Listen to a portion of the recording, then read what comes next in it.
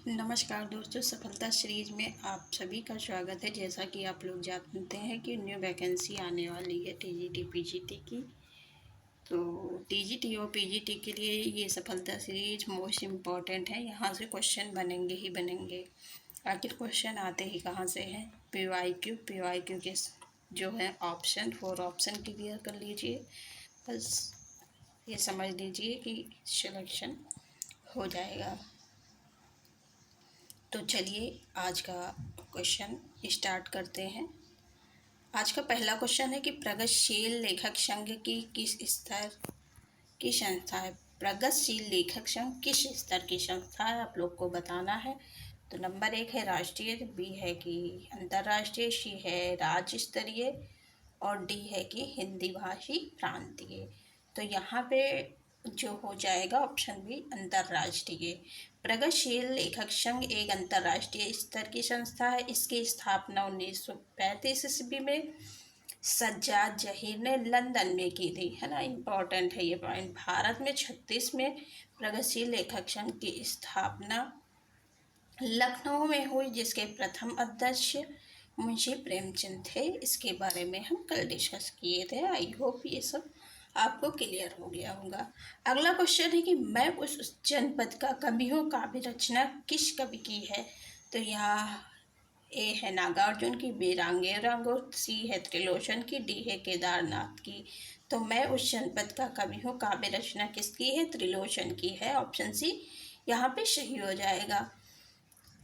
चलिए जो है इसके अलावा और पॉइंट डिस्कस कर लेते हैं जहाँ से क्वेश्चन बनेंगे। तो मैं उस जनपद का कवि हूँ काव्य रचना के रचनाकार त्रिलोचन है। धरती ताप के ताए हुए दिन इनकी प्रमुख रचनाएं हैं। नागार्जुन की प्रमुख रचनाएं निम्नलिखित हैं: युगधारा, शतरंगे पंखों वाली, भस्मांकुर, तुमने कहा था, प्यासी पथराई आंखें। ये सब जो है नागार्जुन की रचनाएं हैं। जबकि केदारनाथ अग्रवाल की रचनाएं हैं अपूर्वा, युग की गंगा, नींद के बादल, आग का आईना।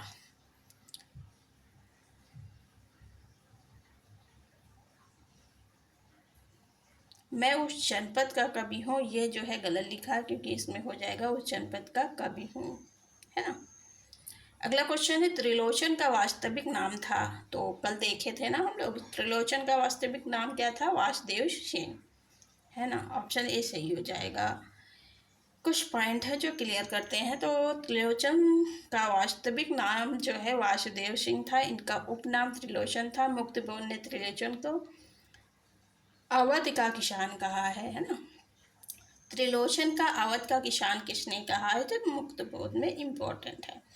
इनकी रचनाएं देख लेते हैं। धरती, गुलाब और बुलबुल, दिगंत, ताप के ताए हुए दिन, शब्द, मैं उस जनपद का कवि हूँ, अर्घान, तुम्हें सौंपता हूँ, फूल नाम है एक, अनकहनी कुछ कहनी, अनकहनी भी कुछ कहनी है इत्यादि।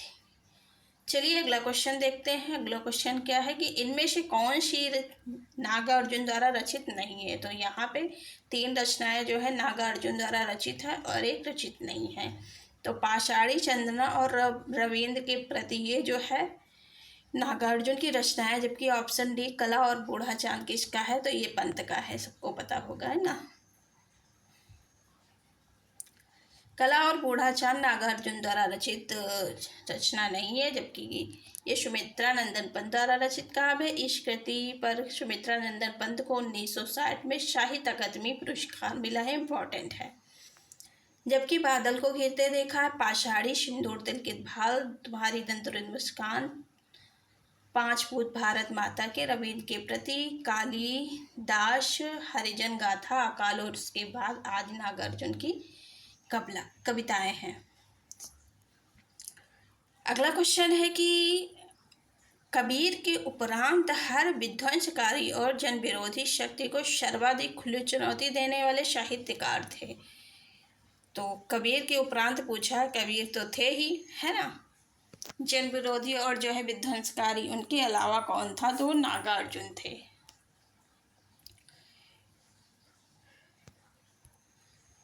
चलिए इसकी व्याख्या देख लेते हैं। तो कबीर के उपरांत हर विध्वंसकारी और जन विरोधी शक्ति को सर्वाधिक चुनौती देने वाले साहित्यकार नागार्जुन है। नागार्जुन का वास्तविक नाम बैद्यनाथ मिश्र है। ये शुरुआती दिनों में यात्री उपनाम से रचनाएं लिखते थे। नागार्जुन एक कवि होने के साथ साथ उपन्यासकार और मैथिली के श्रेष्ठ कवियों में जाने जाते हैं। ये वामपंथी विचारधारा के एक महान कवि थे। किस विचारधारा के थे? तो वो वामपंथी विचारधारा के। इन्होंने प्रकृति और भारतीय किसानों को के जीवन को, उनकी विभिन्न समस्याओं को, शोषण की अटूट परंपरा को, भारतीय जनता के संघर्ष शक्ति को अत्यंत सशक्त ढंग से इस्तेमाल किया। नागार्जुन वास्तव में भारतीय वर्ग संघर्ष के कवि थे, है ना।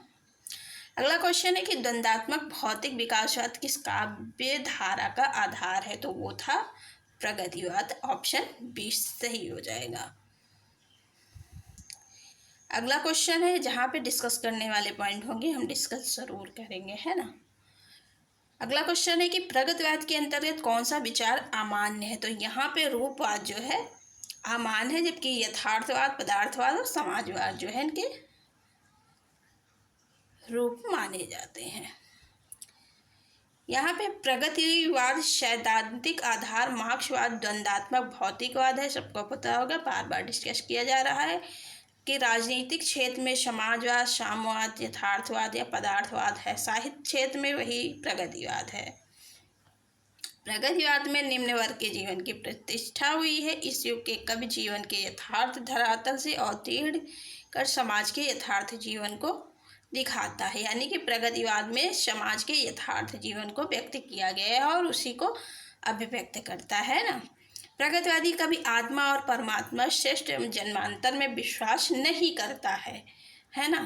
प्रगतिवाद जो है आत्मा और परमात्मा और श्रेष्ठ एवं जन्मांतर में विश्वास नहीं करता है। ये इम्पोर्टेंट है, आ सकता है विशेषताओं में, है ना। वह प्रारंभ में ही अंधविश्वासों, रूढ़ियों और परंपराओं का विरोध करता चला आ रहा है। अगला क्वेश्चन है अबे सुन बे गुलाब, भूल मत कर पाई खुशबू रंगो आप, काव्य पंक्तियों का संबंध है। तो ये संबंध है प्रगतिवादी कविता से, है ना। यहाँ पे जो ये काव्य पंक्तियाँ का संबंध किससे है? तो कुकुरमुत्ता से है। कुकुरमुत्ता प्रगतिवादी कविता है। कुकुरमुत्ता निराला की प्रसिद्ध कविता है, जिसमें कवि ने पूंजीवादी सभ्यता पर करारा व्यंग्य किया है। अगला क्वेश्चन है कि प्रगतिवादी कवि हैं, तो प्रगतिवादी कवि में कौन आते हैं? केदारनाथ अग्रवाल, जबकि ये है छायावाद, मुक्तिबोध और हरिवंश राय बच्चन किस कवि के? ये राष्ट्रीय चेतना से है, ये हालावाद से, है ना। केदारनाथ अग्रवाल प्रगतिवादी कवि हैं। इनके द्वारा रचित कृतियां हैं जो देखते हैं, युग की गंगा, नींद के बादल, फूल नहीं रंग बोलते हैं, आकायना, अपूर्वा इत्यादि। अगला क्वेश्चन है कि प्रगतिवाद के प्रमुख कवि नहीं है, तो यहाँ पे बताना है प्रगतिवाद के कवि नहीं है, तो वो अज्ञेय हो जाएंगे। ये प्रगतिवाद के नहीं, प्रयोगवाद के कवि हैं। जबकि नागार्जुन और दिनकर मुक्तिबोध को प्रगतिवाद के अंतर्गत रखा जाता है।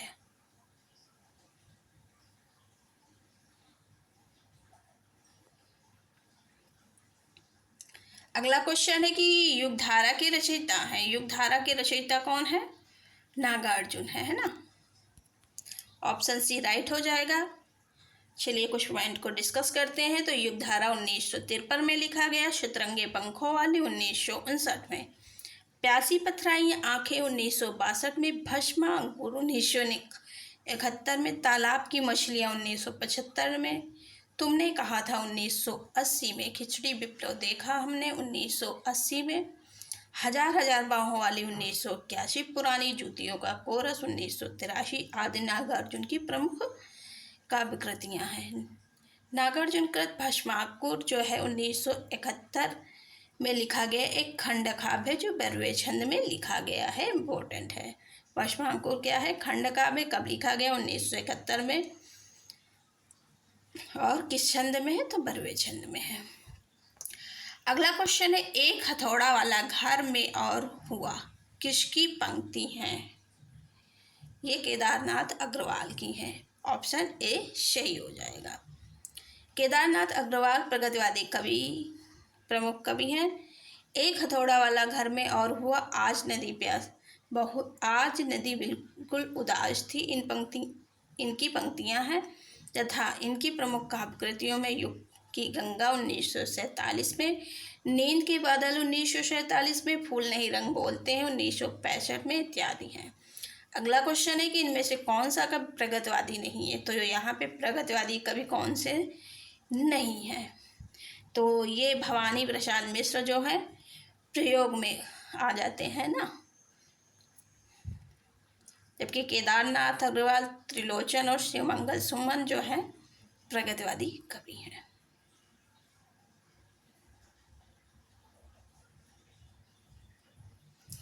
केदारनाथ अग्रवाल का जन्म 1911 में हुआ है, देख लेते हैं क्योंकि यहाँ से क्वेश्चन बन जाते हैं जन्म से। और मृत्यु 2000 में। वासुदेव सिंह त्रिलोचन का जन्म 1917 से 2007, शिवमंगल सिंह सुमन 1915 में, और मृत्यु जो है 2002 में हुई। आदिशवी प्रगतिवादी का भी है, जबकि भवानी प्रसाद मिश्र जो है 1913 ईस्वी से 1983 ईस्वी दूसरे तार सप्तक के कवि है, ना कि प्रगतिवादी। तो दूसरे तार सप्तक के कवि जो है ट्रिक से हम याद कराएंगे, याद करवाए हुए हैं, आप लोग देख लीजिएगा। वैसे यहाँ भी बता देते हैं, संभव सकु हरि नरे धर्मा करके है ना इसकी ट्रिक। अगला क्वेश्चन है, हरिजन गाथा किसकी रचना है। तो हरिजन गाथा जो है नागार्जुन की रचना है। ऑप्शन बी सही हो जाएगा। ईश्वर की अध्यक्षता में किसका है, तो ये है लीलाधर चंगुड़ी का। दुनिया रोज बनती है 1998 में आलोक धनवा के, ये सब आ चुके हैं एग्जाम में, है ना। मोची राम जो है सुदामन पांडे धूमिल का है। अगला क्वेश्चन है कि जन्म काल के आधार पर निम्नलिखित कवियों का सही अनुक्रम। तो नागार्जुन, त्रिलोचन, भवानी प्रसाद मिश्र और नरेश मेहता को जो है क्रम वाइज लगाना है। सबसे पहले जन्म किसका होता है, नागार्जुन 1911 में, तो नागार्जुन का 11 में हो जाएगा, है ना। त्रिलोचन पैदा हुए कब, 17 में। त्रिलोचन हुए 17 में। क्या दिक्कत है,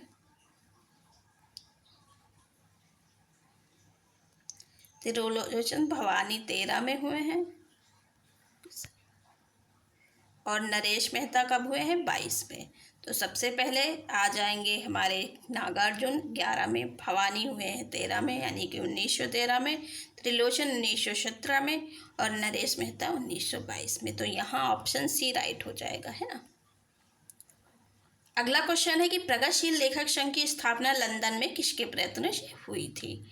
तो 2 व्यक्ति थे, मुल्कराज आनंद और Sajjad Zaheer. Option C right हो जाएगा। कहाँ पे, चलिए देख लेते हैं। लंदन में किए थे ना। वर्ष 1935 में फ्रांस की राजधानी पेरिस में E.M. फोस्टर के नेतृत्व में प्रोग्रेसिव राइटर्स एसोसिएशन की स्थापना हुई।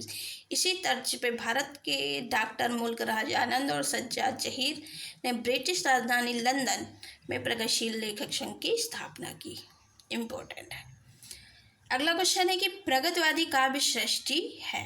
प्रगतिवादी काव्य सृष्टि क्या है, दार्शनिक है, या फिर वर्ग चेतना प्रधान है, या फिर वैयक्तिक यथार्थ है, या फिर यथास्थितिवादी है। तो यहाँ पे बताना है कि प्रगतिवादी काव्य सृष्टि एक है वर्ग चेतना प्रधान, है ना।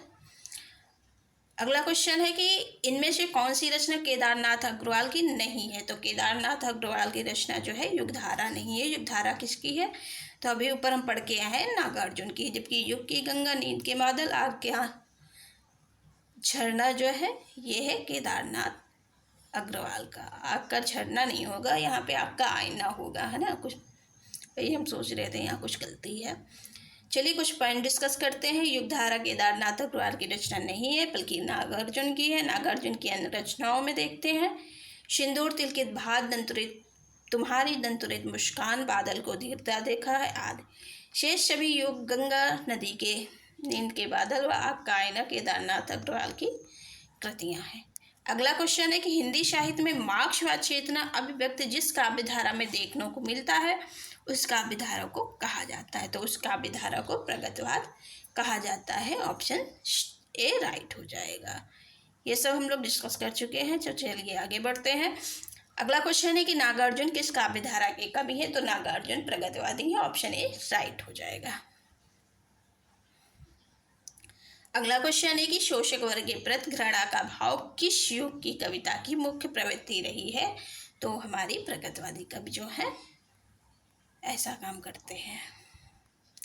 अगला क्वेश्चन है कि निम्नलिखित प्रवृत्तियों में से एक प्रगतिवादी प्रवृत्ति नहीं है। तो प्रगतिवादी प्रवृत्तियों में से एक नहीं है, जबकि 3 है। 3 पे ध्यान रखिएगा, एक नहीं है, उसको आपको बताना है। तो ए है कि धर्म, ईश्वर तथा व्यक्तिवाद में आस्था, यही नहीं है, ऐसा कुछ नहीं था, है ना। तो ऑप्शन ए राइट हो जाएगा। जो सही है उनको देख लेते हैं। बी है सामाजिकता का आग्रह देखने को मिलता है प्रगतिवाद में।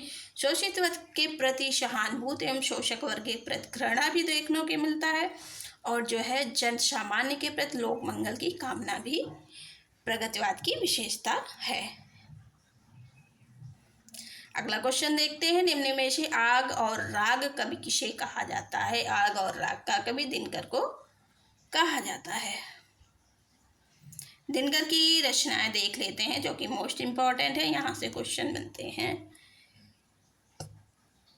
रेणुका 1935 में लिखा गया, हुंकार 1939 में, जसवंती 1940 में, द्वंद्व गीत 1940, कुरुक्षेत्र 1946 में, सामधेनु 1947, स्मृति 1952, उर्वशी 1961, परशुराम की प्रतीक्षा 1963। हर एक को हर नाम दिनकर की रचनाएं हैं। निराला की रचनाएं यहाँ पे देख लेते हैं। अनामिका परिमल, गीतिका तुलसीदास, कुरमुत्ता और नैपत्य। जयशंकर प्रसाद की रचनाएं हैं। उर्वशी, वनमिलन, प्रेमराज, कानन कुसुम, प्रेम पथिक, चित्राधार और कामायनी। सुमित्रा नंदन पंत की रचनाएं हैं। उच्छ्वास, ग्रंथि, पल्लव गुंजन, स्वर्ण किरण, स्वर्ण धूल, कला और गुणचांद पे साहित्य अकादमी 1960 में। लोकायतन पे भी कुछ पुरस्कार दिया गया है, इस समय हमको याद नहीं आ रहा है। चिदम्बरा पे इनको 1968 में जो है ज्ञानपीठ पुरस्कार प्रदान किया गया है। अगला क्वेश्चन है कि प्रगतिवाद का दार्शनिक आधार क्या है। तो प्रगतिवाद का दार्शनिक आधार साम्यवाद है। ऑप्शन ए राइट हो जाएगा। आज का ये लास्ट क्वेश्चन है, तो चलिए देख लेते हैं। निम्नलिखित में से किस कवि को मार्क्सवादी चेतना का कवि माना जाता है। तो यहाँ पे मार्क्सवादी चेतना का कवि धर्मवीर भारती है, या फिर अज्ञेय है, या फिर हरिवंश राय बच्चन है, या फिर केदारनाथ सिंह है। तो यहाँ पे केदारनाथ सिंह को मार्क्सवादी चेतना का कवि कहा जाता है। इन्हें सन 2013 में ज्ञानपीठ पुरस्कार प्रदान किया गया। 19 मार्च 2018 को इनका निधन हो गया। जबकि धर्मवीर भारती प्रयोगात के कवि, अज्ञेय को प्रयोगात का प्रवर्तक माना जाता है। हरिवंश राय बच्चन हालावाद के प्रवर्तक माने जाते हैं। तो आज का सेशन यही समाप्त करते हैं। अगर सेशन अच्छा लगा हो तो लाइक शेयर सब्सक्राइब करना मत भूलिएगा, और सफलता सीरीज से अवश्य जुड़िए। यहाँ से ज़रूर आपको लाभ मिलेगा। Thank you so much.